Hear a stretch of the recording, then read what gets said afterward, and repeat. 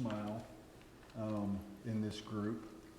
It was a picture of Josh and Liz Bunch holding a onesie and having gone through their first stages of the adoptive process and looking forward to the fun part at this point. So continue to pray for them. I know they appreciate the prayers that have already been offered, and continue to pray that God will place a child in their home that will be a blessing to them and that they can be a blessing to he or she. So we look forward to getting that opportunity to rejoice with them when they get that news. So rejoice with them already with how far they've come in the process, and look forward to more good news in the days ahead.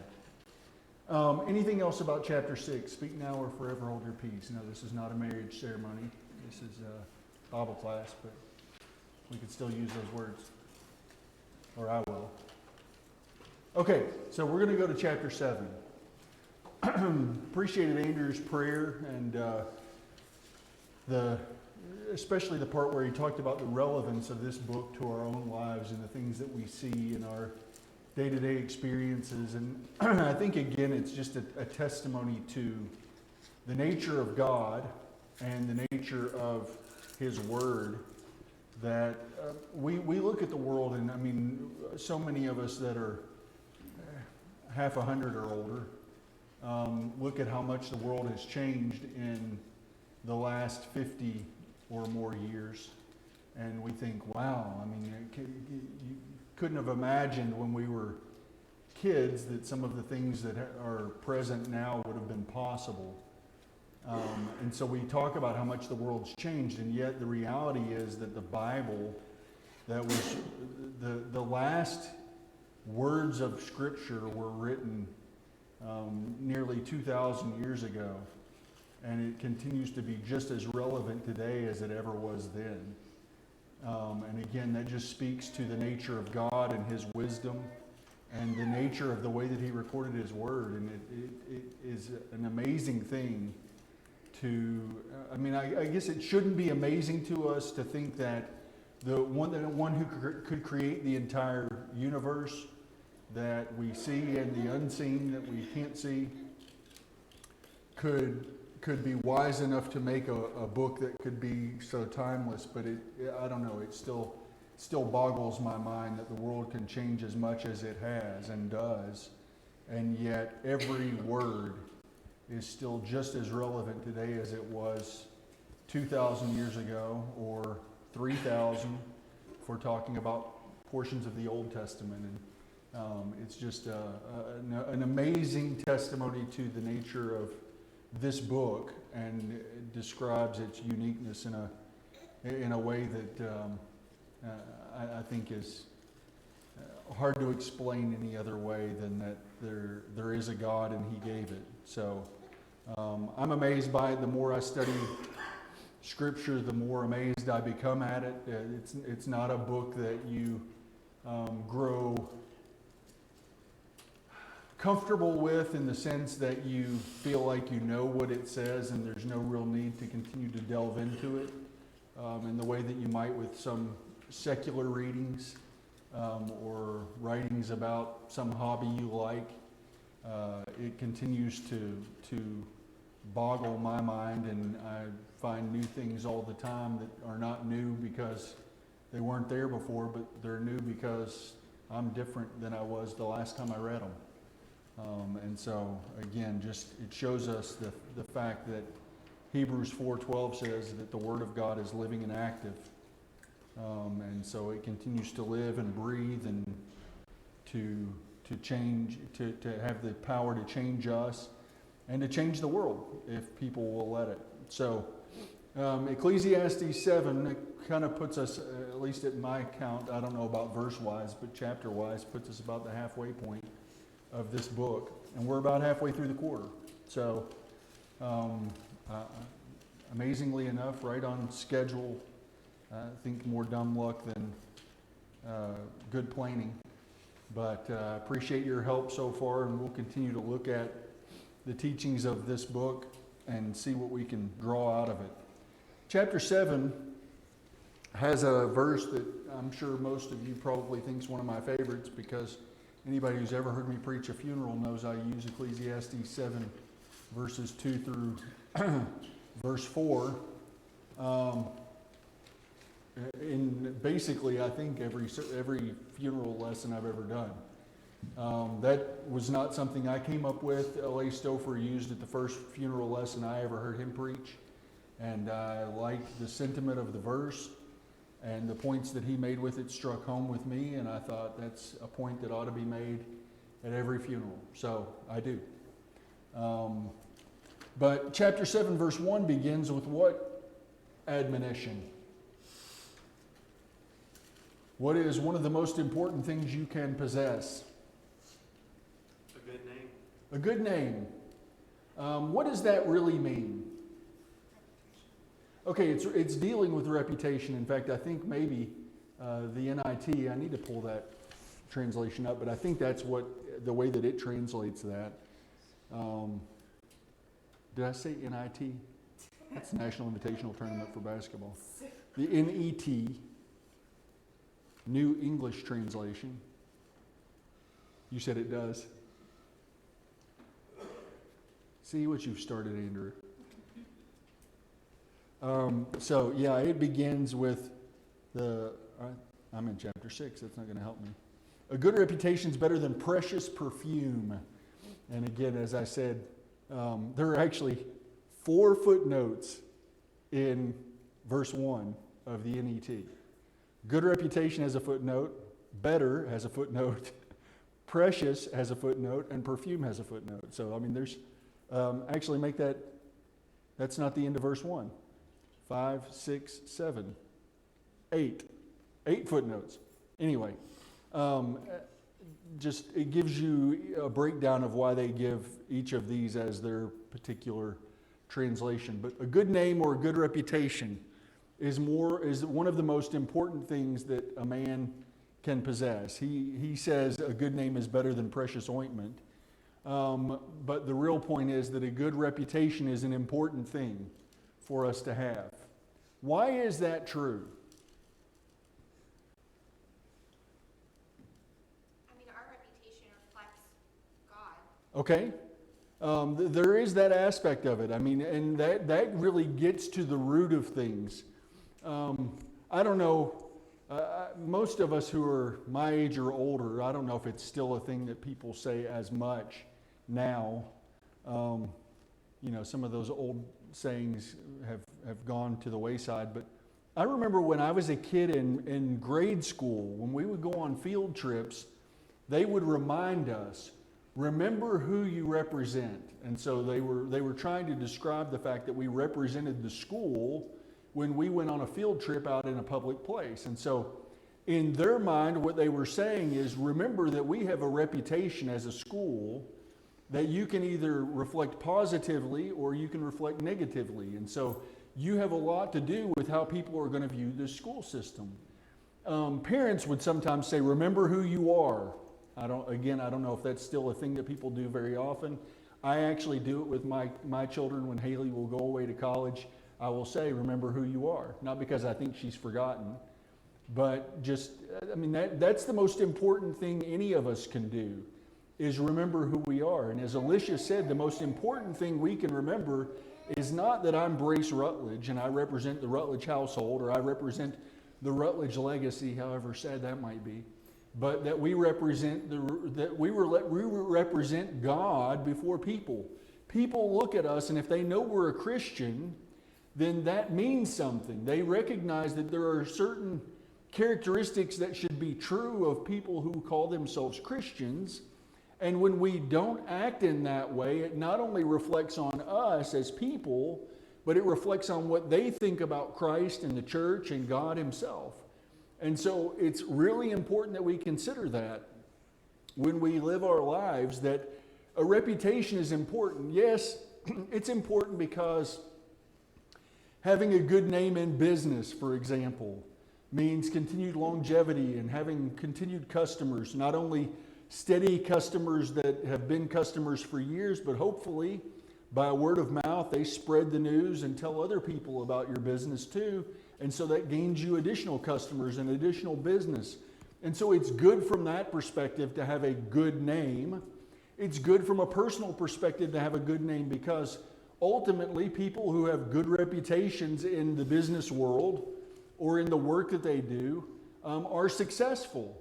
But Alicia brings out the point that ought to be of paramount importance to us, and that is we need to have a good name because we are representatives of God and Christ and the church when we go out into public places. People look at us and they think things not only about us, but about the church and about God and about Christianity on the basis of how we live our lives.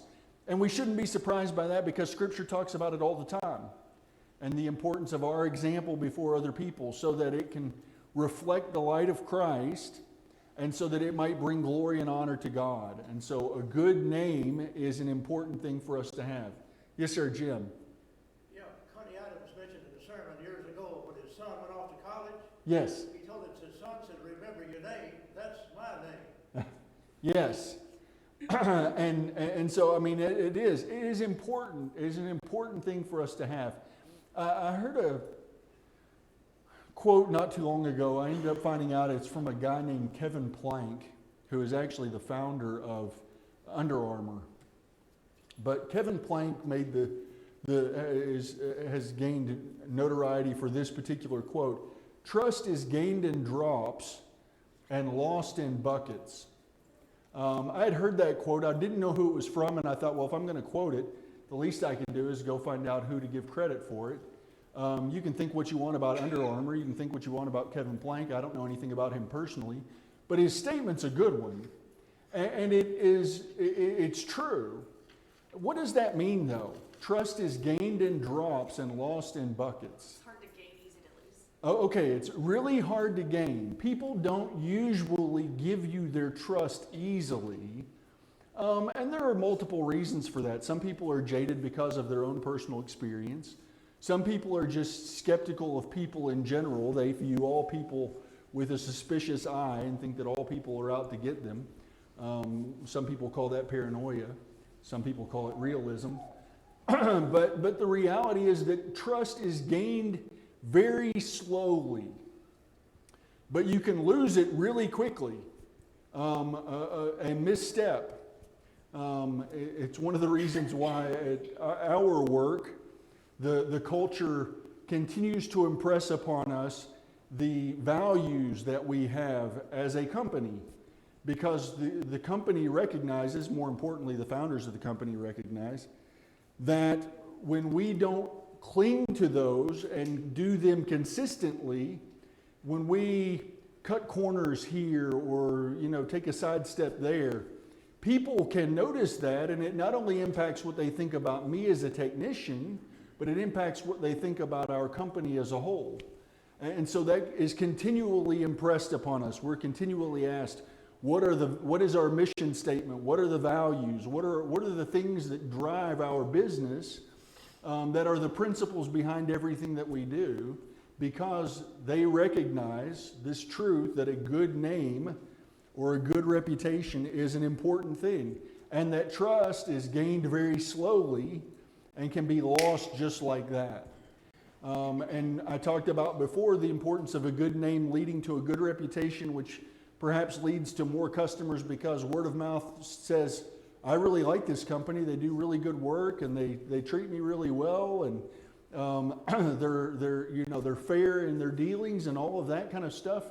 But the other thing is also true. In fact, the reality is, at least in my experience, more people are willing to share a negative experience that they have with a company or with someone than they are a positive one, which makes it all the more important for us to be the kind of people that we're called to be by God.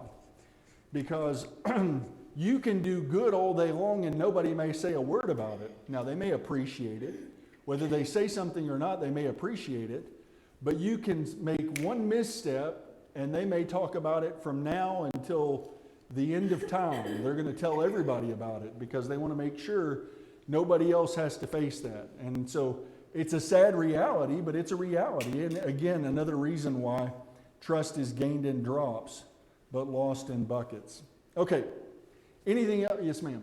I think it's interesting too when you look at that verse compared to chapter 6. Yes. It's talking about how like riches gain you nothing, and it's talking about like it compares a good name with expensive oil, and it's like why is that compared? It's because you can't work and buy yourself a good name. Like you have to earn it, and you have to be smart, and you have to be kind, and you can do that even with being poor. Right. And it's one of the reasons why I put possess in that first question in quotation marks. I mean, it's not really something we own per se, but in looking at chapter 6 and all of the ties, chapter 5 and 6, and all these ties with different possessions, of all the things that you can have, the thing that's more important than all of them is to have a good reputation or to have a good name. Okay, and then he makes the statement again, the day of death's better than the day of birth. Again, what's throughout this book, what is the real point behind that? Because it seems like an odd place to put it. But I think it's a segue and a transition to the next point that he's really making. Why is the day of your death better than the day of your birth? We typically rejoice at a birth and we mourn at a funeral. Why is he, what, yes? I think there's kind of a couple ways to look at it. I mean, as a Christian, of course, the day of death, like you're going home Sure. to God. But also, in a worldly aspect, when you're born, you're like, yeah, everything's great. And there's a song called Birthday Party, and it talks about how, like, hey, like, everyone came to celebrate my birthday, and I'm sure everything's going to be great. I'm sure social media is just used to show our family and friends how good life is, and it's not used for evil at all. No. And all of these things, and it's like, when a child is born, yes, it's a miracle, and it's wonderful, and it's amazing, but they're born into a world of suffering and of pain and trials. Right. Whereas when you die, it's over. And I think that's the main point. I mean, you're right. I mean, from our perspective, we can see the other good side of the day of death in the sense that for the Christian, it means going home. So that's a good thing. But I do think Emily's right that in the context, overall context of the book, the real point is when you're born, it may be a time of rejoicing and celebration, but the reality is this child has all of these things in front of it that are going to be, I mean, the world is a world of suffering and difficulty and struggle and all of those things. And that's not, it's not necessarily a bad thing when we go back to what Andrew said on, I think it was Wednesday night. It had to be Wednesday night because he wasn't here last Sunday. They were out of town. But what he said last Wednesday night in the fact that God's perspective on our trials and the difficulties, the temporal troubles that we face in this life is different than ours. And the reality is that at least at its root, in some ways, I think our perspective may be a little clearer when we come to the question of having children, for example. Because a lot of us in this room have had children or are planning to have children. And there are people in the world who will say, well, I would never want to bring a child into this world as horrible as it is. But the reality is that we do it anyway. Or we just want to torture little people? Is that the reason we bring children into the world? We look at it and we say, yeah, I see how bad the world is, but I had to suffer through it, so I want to raise some little me that has to suffer through it too. Is that why we bring children into the world? I mean, I think I can easily speak for most of it. It was really supposed to be a rhetorical question, so please nobody speak up and say, well, yeah, that's why we have kids. I mean, I don't think any of us do that. I don't think that's the reason why we have children. And I don't think primarily as Christians the purposes are selfish. We see the lessons that can be learned and the value of relationships and the value of ultimately a relationship with God. And we see children as a blessing from God. And so we're willing to go through all of those things because we see the benefits that this life holds, even with all of the struggles that it has. And so on some level at least, we have a more clear perspective on temporary trials and struggles than is sometimes otherwise true. There are certainly times where our vision is skewed, and we reflect too strongly on the struggles that we face. I don't know whether that's human nature or learned behavior or what, but it is what it is. But I do think that's the point that's being made in verse 1, what Emily said, and that is, when you're born, you've got all this struggle ahead of you. And when you die, it's all over. I mean, that struggle, the struggle that goes on here in this world, it's done. And so there's that aspect of it, I think, is primarily the point that's being made in this. And so again, like I said, verse 2, verses 2 through 4, he goes into this talk about how it's better to go to the house of mourning than the house of feasting. And if you've been at a funeral that I've preached, you've heard me say this in more modern terms: it's better to go to a funeral than a party. And I said, that sounds ridiculous on the surface, right? I mean, really. If you asked anybody in this room, and again, this is a rhetorical question, so please don't speak up if you have a morbid sense of social norms. Don't want to ostracize anybody in Bible class this morning. Which would you rather go to, a party or a funeral? Okay, let's change it, because party has a bad connotation.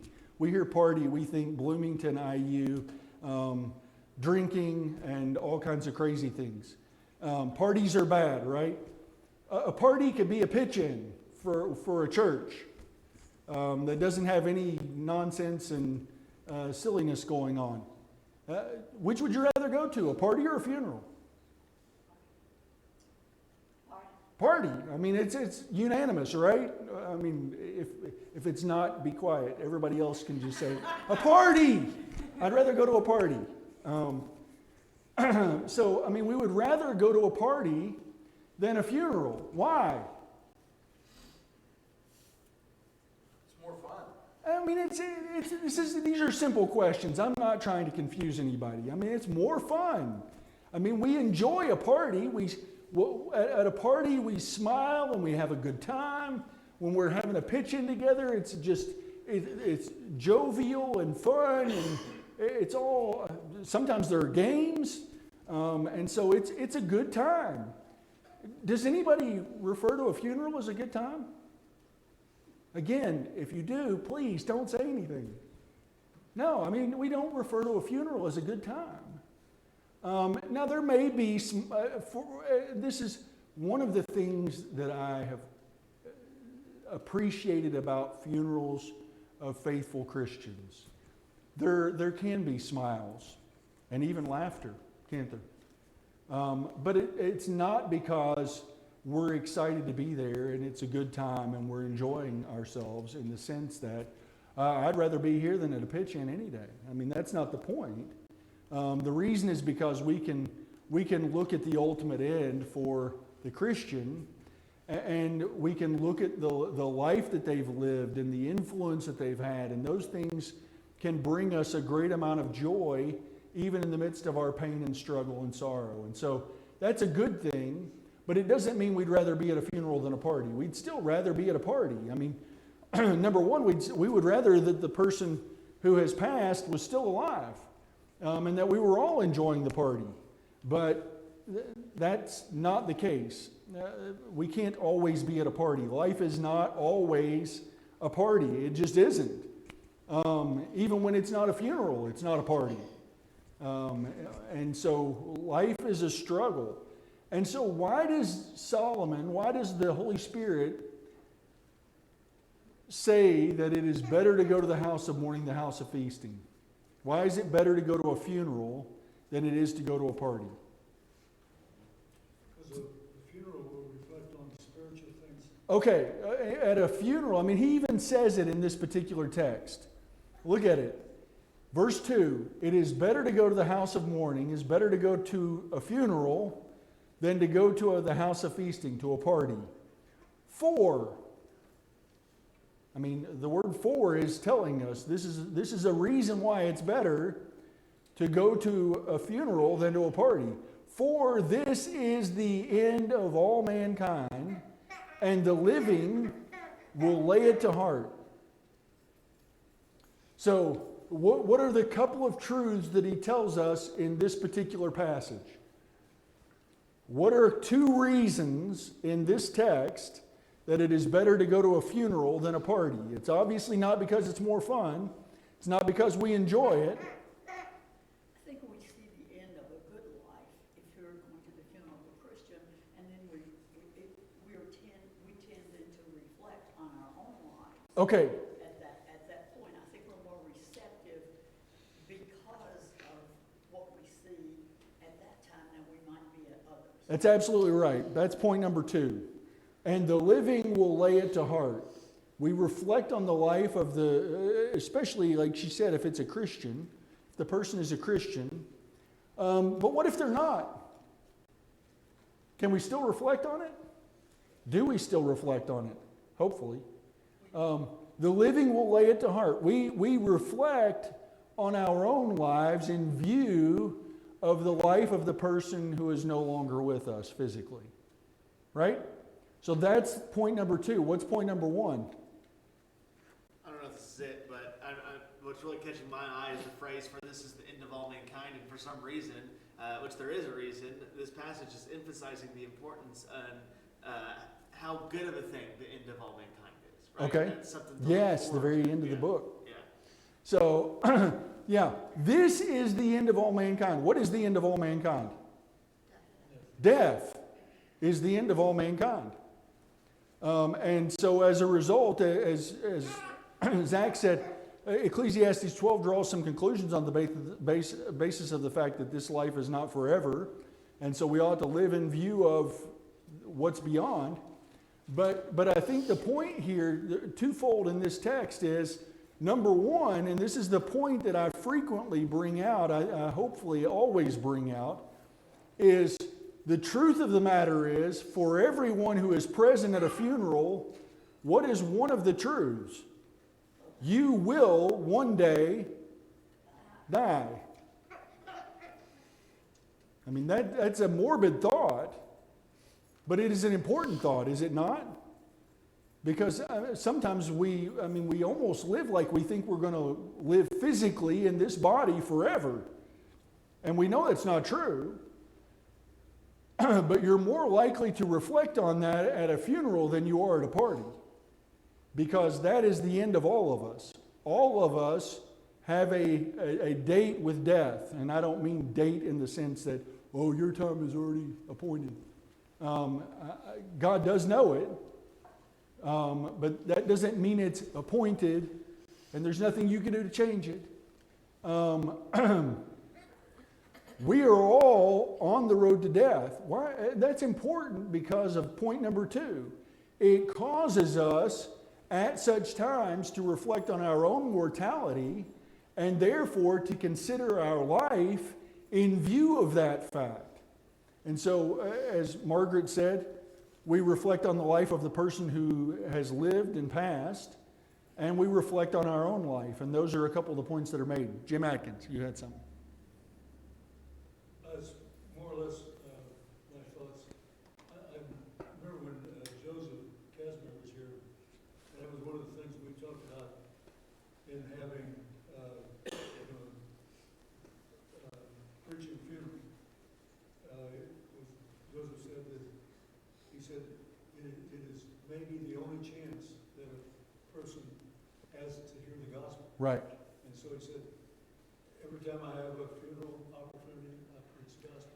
And that's me too. And I mean, the reason I bring these verses in is because I think one of the most important things we can do at a funeral is reflect on our own mortality. And I think that's what God's saying to us here in this text. And consider our life, consider our position before God, and if we don't have a relationship with Him, consider that and make a change. And so God says it's better to go to the house of mourning than the house of feasting, for this is the end of all of you, all of mankind, and the living will lay it to heart. Sorrow is better than laughter. I don't agree with that.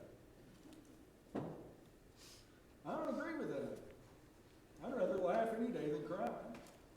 Sorrow is not better than laughter. But again, he's not just saying sorrow is better than laughter. He says sorrow is better than laughter, for by sadness of face the heart is made glad. And again he repeats, the heart of the wise is in the house of mourning, but the heart of fools is in the house of mirth or feasting or at a party. And again, the point is not to say, well, if you go to a party, you're a fool. You're just not wise at all. His point is that's the only place a fool wants to be. A fool always wants to be, and he's going to continue. It really doesn't end the thought. I typically stop it there. It doesn't really end the thought. But the point that he's making is the fool only wants to be at a party. He doesn't want to go anywhere where he's going to have to be serious and sober-minded and reflect on anything important. Because he just wants to be light and go easy and enjoy life and seize the day. Eat, drink, and be merry, for tomorrow we die. That's all he wants to do. The wise man recognizes the benefits in both of those things. But his heart is ultimately tied closer to God in a deeper relationship with him at a funeral where he has to reflect on his own mortality and his own life than it is at a party. Doesn't mean parties can't be beneficial, not only from the enjoyment they provide, but I mean, if we have a Bible study at the Walker's house, or at the Hillicourt's house, or at the Lanius' house, or the Bunch's house, or wherever, we have a Bible study at somebody's house. Are we drawn closer to God? Do we enjoy ourselves? Can we have a good time? Sure. But we may or may not reflect on the most important of things at situations even like that. At a funeral, if our minds are directed correctly, we will always be made to think about that. If we're paying attention to the things that are going on and the things that are being said, we will always ultimately think about, at least consider, the really important things. And I asked the question, does that give us an idea what a funeral should focus on? Jim's comment and my use of this passage every time I preach a funeral, I think, shows that, at least Joseph and I think, that there's a really important point that we ought to focus on during the funeral. Joy had something in there. Yeah, thanks.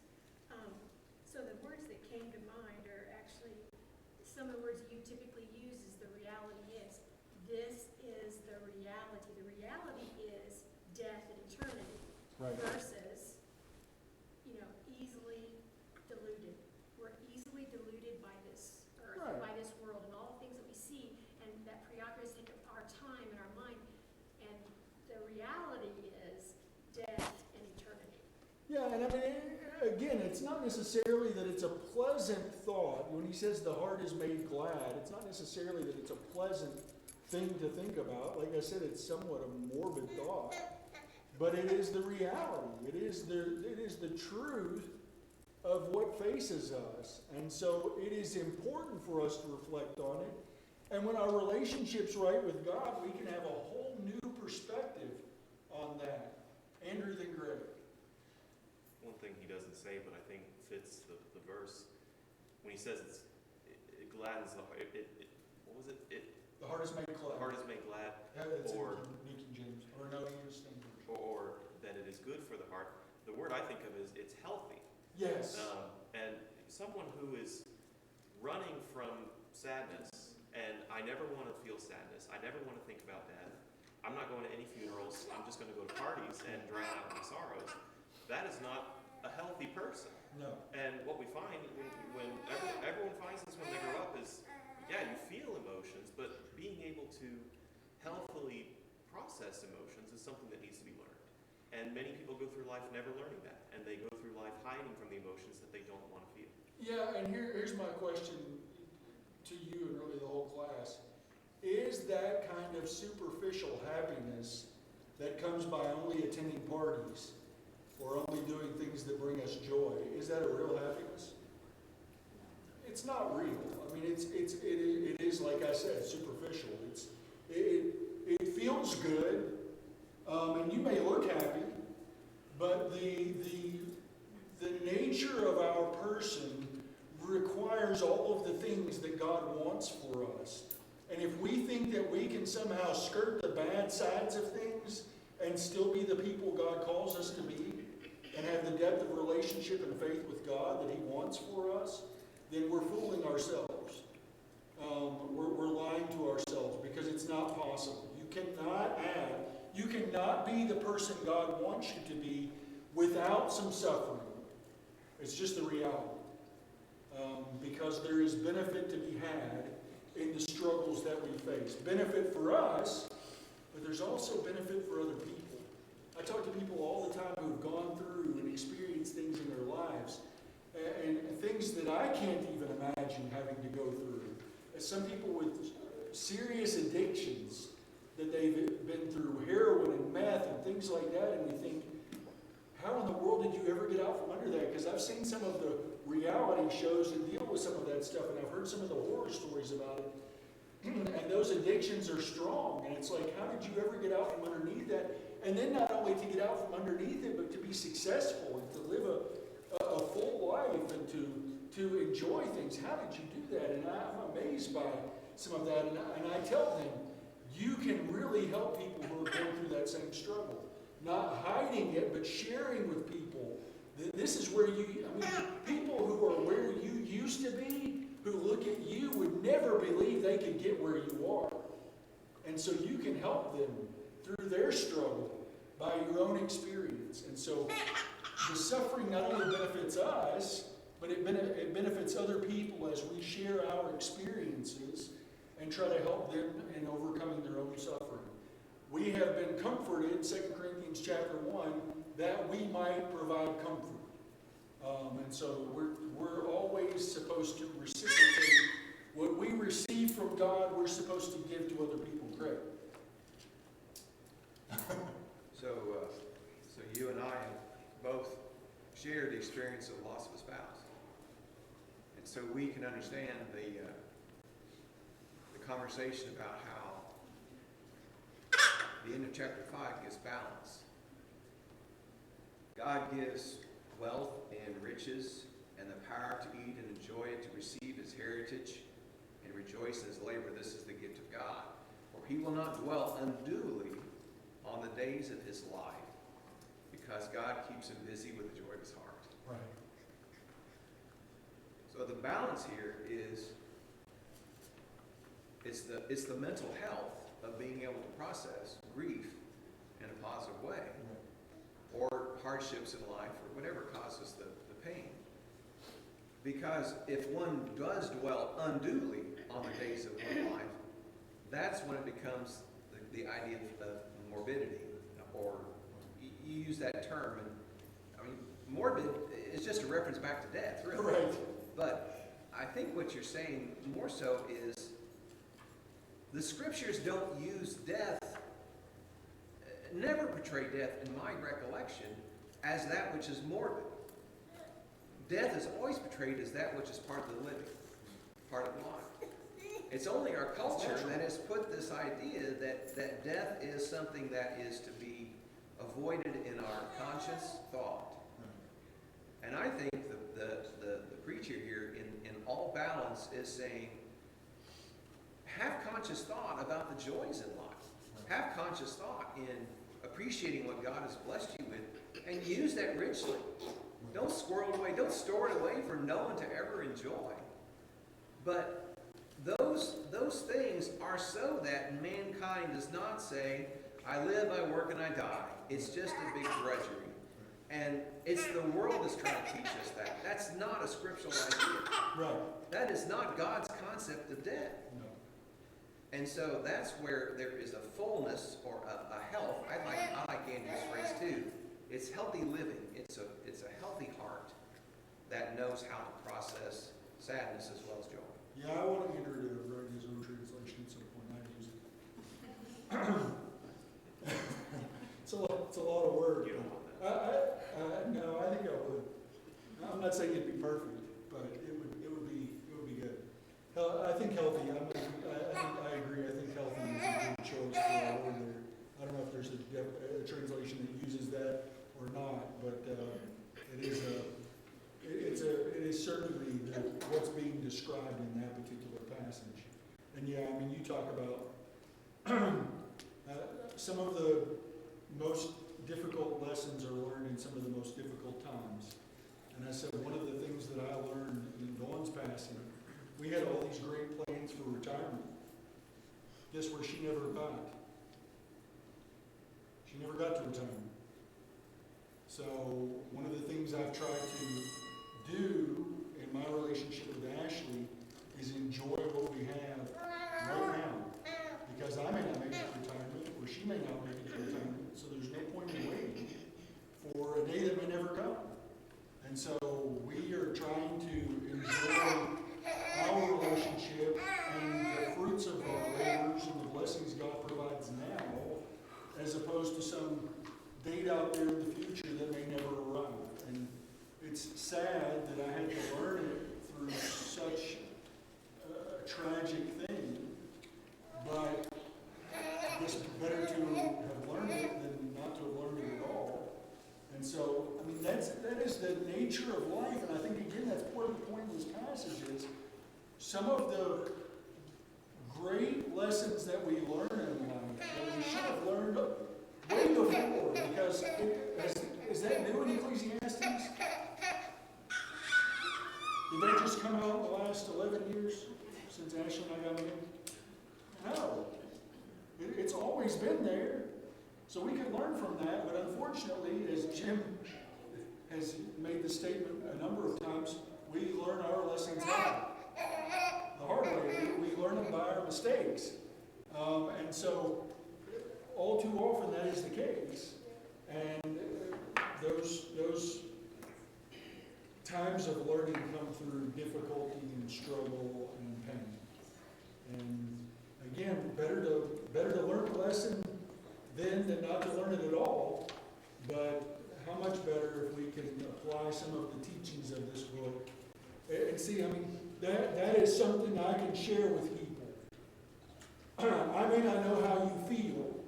I may not know what you're experiencing in your own marriage or in your own relationship, but I can share with you, you better not plan for a future that may not come. Get busy living now. Enjoy the wife of your youth now. Enjoy the relationship you have now. Make the best of it now. And then if you get to retirement, enjoy that too. But don't wait for retirement to be the time you're going to enjoy everything that God's blessed you with. Spend some of it now and enjoy what you have while you can. And appreciate everybody's comments. And we'll continue. I think it's point B maybe? Yeah, point B in question number 1, Lord willing, on Wednesday. Sorry my microphone fell out at one point. Glad we have a choir.